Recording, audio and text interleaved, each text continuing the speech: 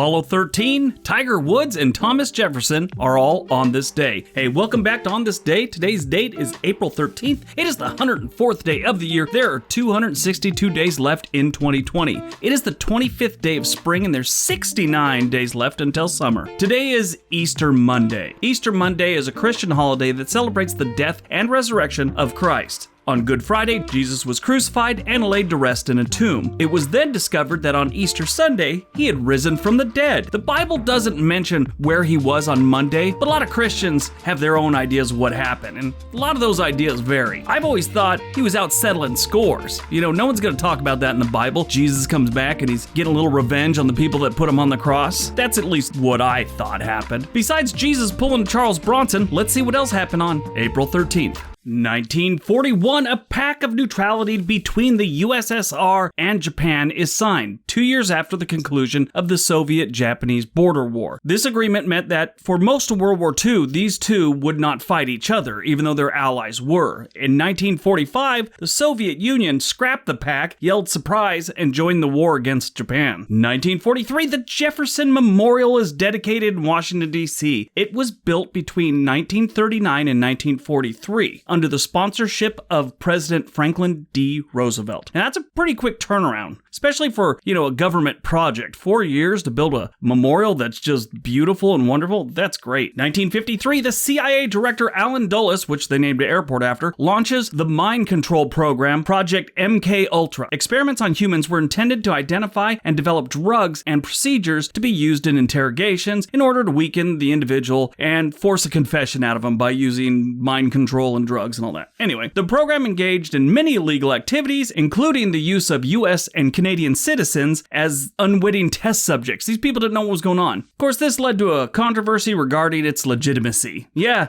the CIA was a little strange back then. I don't know if someone gave the entire agency a get-out-of-jail-free card back then, but they did some funky stuff in the 50s and 60s. Whole lot of weirdness with those guys over the years, but they do a decent job. 1970, an oxygen tank aboard the Apollo 13 service module explodes, putting the crew in great danger and causing major damage to the Apollo command and service module. Its code name was Odyssey. Now, this all happened while en route to the moon. So basically, there was an accidental ignition when two wires malfunctioned and basically blew up the oxygen while they were stirring the tanks. I guess back then the oxygen had to be stirred every couple hours. Well, when they went to stir it, it blew up. So yeah, that was a problem. Didn't kill the astronauts, but they didn't get to land on the moon. They had to come back, and it was pretty touch and go for a while there. If you haven't seen the movie Apollo 13, Tom Hanks, watch it. It's really good. But I always wondered about it. It was the Apollo 13, and the explosion happens on the 13th. I wonder how many NASA dudes sat back and said, holy crap, maybe there is something to that unlucky 13 thing. 1976, the United States Treasury Department reintroduces the $2 bill with Thomas Jefferson on it. They found out that the $2 bill did not circulate as well as other denominations. The comparative scarcity of the $2 bill, coupled with the public's lack of knowledge that has been attributed to the bill's downfall. They actually said public's lack of knowledge of the bill. It has a 2 on it. That means a couple of 1s. I think what they really wanted to say is most Americans struggle with math, so they couldn't differentiate between a 2 and a 5, and we're still underfunding schools. 1992, basements throughout the Chicago Loop area are flooded, forcing the Chicago Board of Trade building and the Chicago Mercantile Exchange to close. I guess they were trying to repair a bridge when it punched through a hole in a wall of a tunnel below the river, and it got bad. Everything got flooded. Ultimately, it cost the city $2 billion in 1992 dollars to fix the mess. 1997, Tiger Woods becomes the youngest golfer to win a Masters tournament. 12 years later, the National Enquirer tells the world Tiger's been banging a nightclub hostess. Needless to say, his wife wasn't cool with the arrangement and filed for divorce, where she got a big fat bank account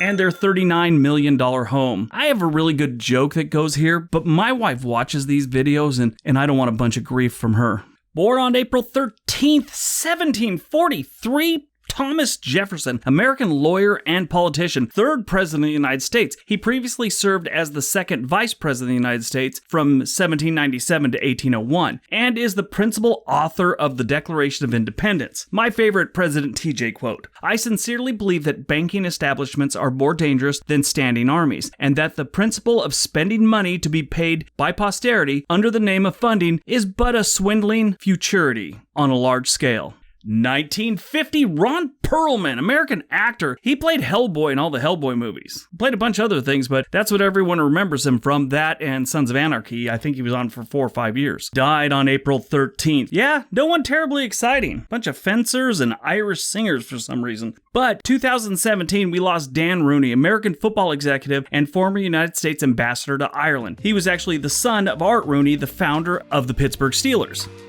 All right, so that is our day, April 13th. Not a very busy day, but hey, we got it done. I hope you guys enjoyed the video. Everybody have a great day, stay healthy, and be nice to each other.